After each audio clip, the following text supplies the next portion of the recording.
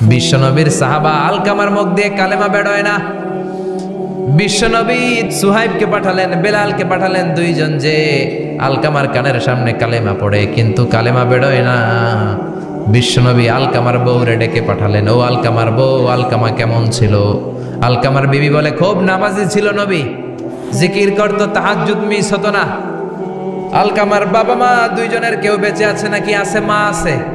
আলকামার মারে ডাকো। বিশ্বনবী আলকামার মারে বললেন, ও আলকামার মা, তোমার বেটা আলকামা কেমন ছিল? আলকামার মা বলে, ভালো ছিল, নামাজ পড়তো নি পড়তো, রোজা রাখতো নি রাখতো, তোমার সাথে কেমন আচরণ করতো? এই কথা জিজ্ঞেস করার পরে আলকামার মা কান্না শুরু করে দিয়েছে।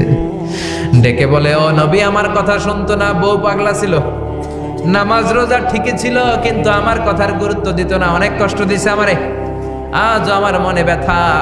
বিশ্বনবী বলল, তোমার নিজের ছেলে কি আর করবা, মাফ করে দাও। আলকামার মা বলে, না, মাফ করব না। কি বলে?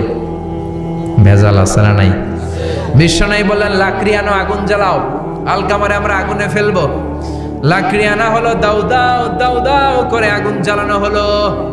সব সাহাবীরা ধরাধরি করে আলকামারে আগুনে ফেলবে। ইন দ্য মিন টাইম আলকামার মা এসে বিশ্বনবীর পা ধরে বলে, ও নবী, আমার কলিজার টুকরারে আগুনে ফেলবেন না, আমার নারছেরা ধন আলকামা, 10 মাস 10 দিন আমি পেটে ধরেছি, আগুনে ফেলবেন না।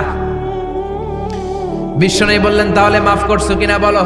চোখের পানি ছেড়ে দিয়ে বলে, নবী যান, আলকামার ব্যাপারে আমার মনে আর কোনো দুঃখ নাই, আমার ছেলেটারে তারপরেও আপনি আগুনে ফেলবেন না, আমি আমার আলকামারে মাফ করে দিলাম। আলকামার মা আলকামার মাফের ঘোষণা যখন দিয়েছে, আলকামা চিৎকার করে পড়তে শুরু করেছে, লা ইলাহা ইল্লাল্লাহু মুহাম্মাদুর রাসূলুল্লাহ সাল্লাল্লাহু আলাইহি ওয়াসাল্লাম। মা বাবার সাথে বেয়াদবি করলে মরার আগে মুখে কালেমা বেরোবে না। চিল্লা এখন ঠিক কিনা?